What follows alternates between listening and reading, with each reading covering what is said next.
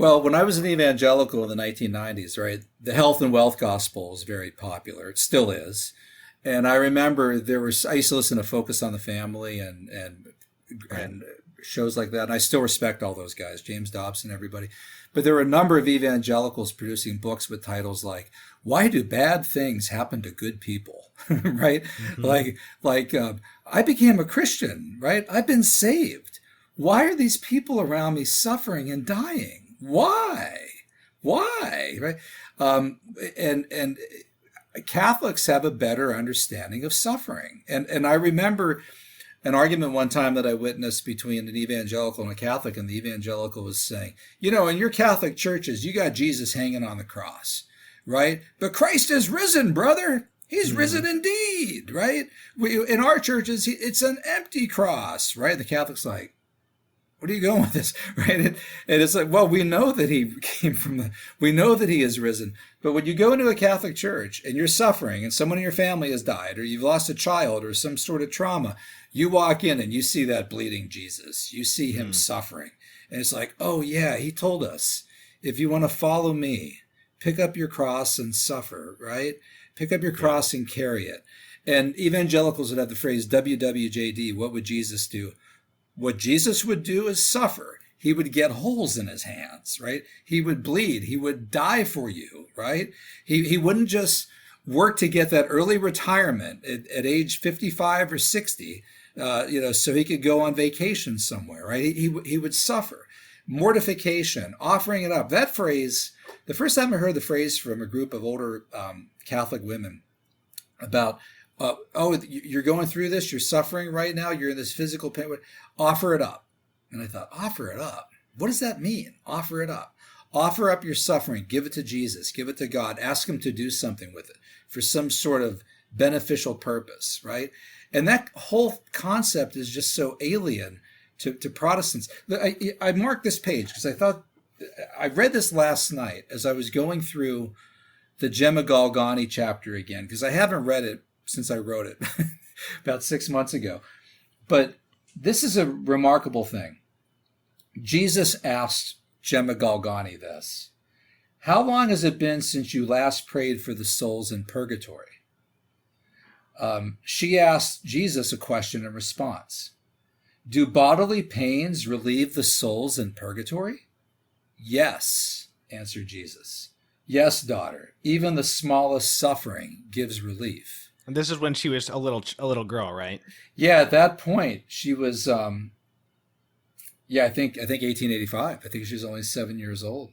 I believe so. And there's passages like that from Catherine of Siena, from Faustina. Those women are suffering so much that they die at the age of 33 from Right. all the different ailments that they had. And a couple of remarks. I wish I could find the one quickly right now, but Jesus says something like, "You can't even imagine what good your suffering can do when you offer to unite it to my suffering." And Faustina says that too, right? If only people knew the incredible spiritual benefit in the afterlife for suffering souls, for expiation of sins that can come through offering up your suffering, Yeah. then people would embrace suffering rather than run away from it. Right. So this is a Catholic thing, man, that you just don't get in like health and wealth gospel, Joel Osteen, Yeah. evangelical Protestantism. Yeah. I The mean, I can Pieta, say look at the Pieta. right. Yeah, I can say for myself just the experience that I had reading about the major stigmatists that you cover in the book. Um, it's uncomfortable. It's uncomfortable to read about this stuff because it's very challenging. It focuses you on the suffering of Christ. It focuses you on our call, like you said, to carry our cross, and how so much of the Christian life is about embracing suffering in a spirit of charity and offering it up.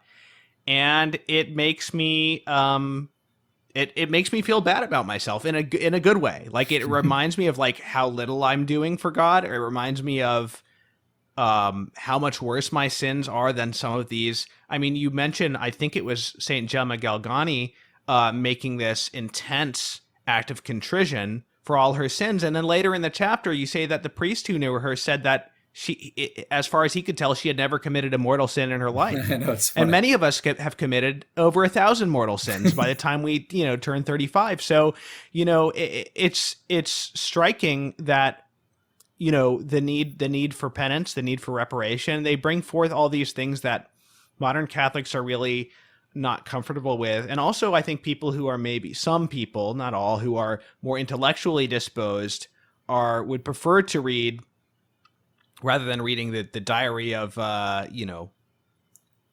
St. Faustina or something that really gets right to your heart and kind of burns you as you read it in both joyful and painful ways. I think some people would prefer to read something that's more of an intellectual treatise, or even if it's by a saint, it's something that is more, more sort of just like a work of speculative theology or something like that. But this stuff, and especially whenever you read about these female religious saints who, just gave everything to God in this complete surrender. They don't even eat.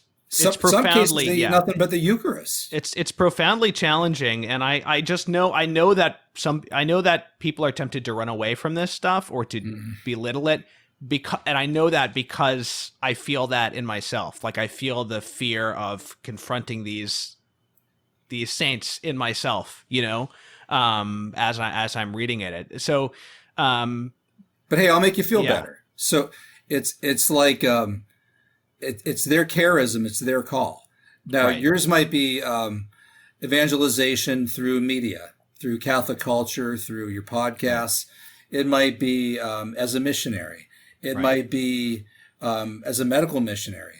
It might be as a priest, as a nun. These unique souls, and in history, we think there's been about 400 or 500 of them out of 10 billion plus people who've lived. I don't know how many people have lived. Right. They've been called to a very unique level, different call, altogether different. And they're unique enough that they can embrace it and they can do it. They obviously, God hasn't asked me or you to do this because he knows we probably couldn't pull it off, right? But Gemma Galgani, in one of the exchanges she has with the Blessed Mother, she says something like, I'm willing to suffer for Jesus always, even in heaven, I'm willing to do this. And the Blessed Mother says something like, oh, honey, there's no suffering in heaven. Right. Yeah.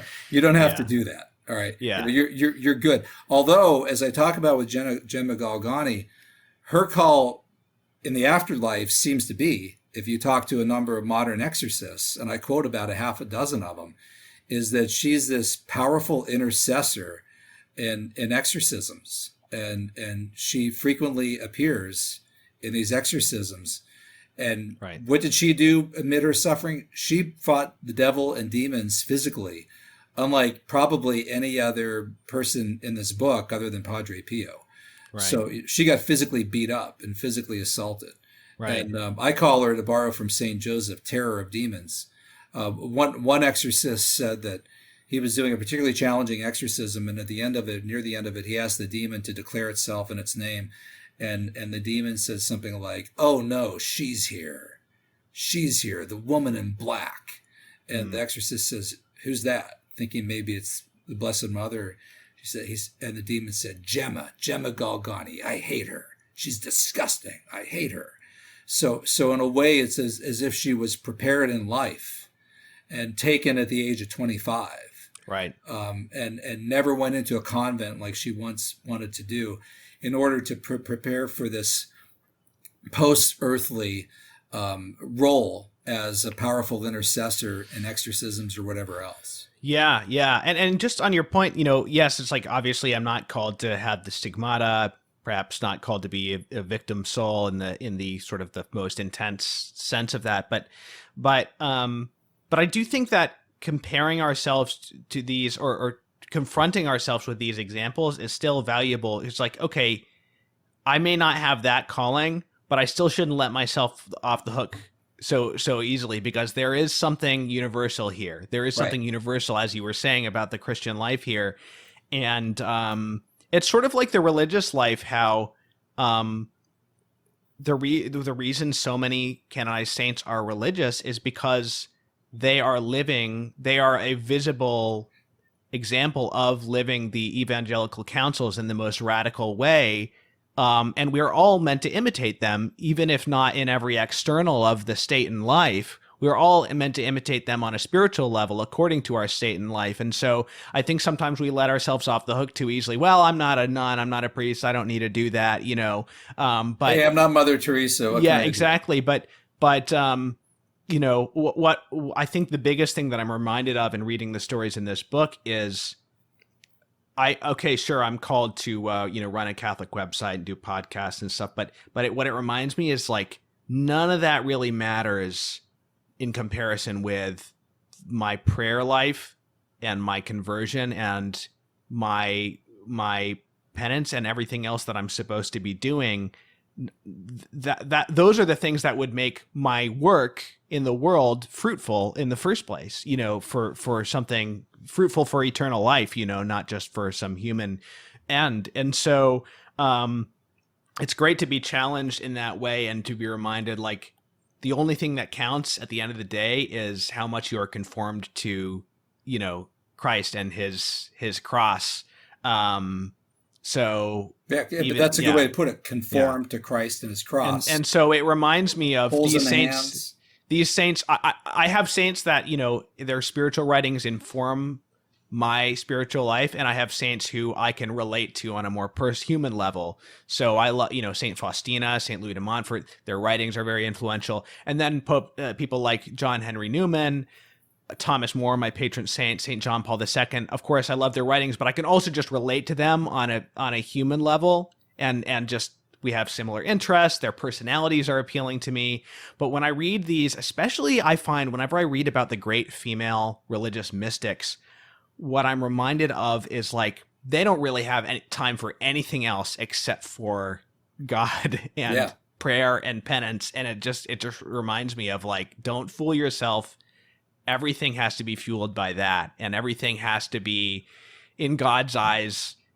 Everything you do in your life in a way has to be in God's eyes connected to that or reducible to that, so that it's, because otherwise it's all just going to be burned away. Everything we're doing in this world is burned away when we die. And it's only the spirit of charity that animates it that remains. So Thomas Aquinas, right? Everything is just straw compared to right. to the vision that he just saw.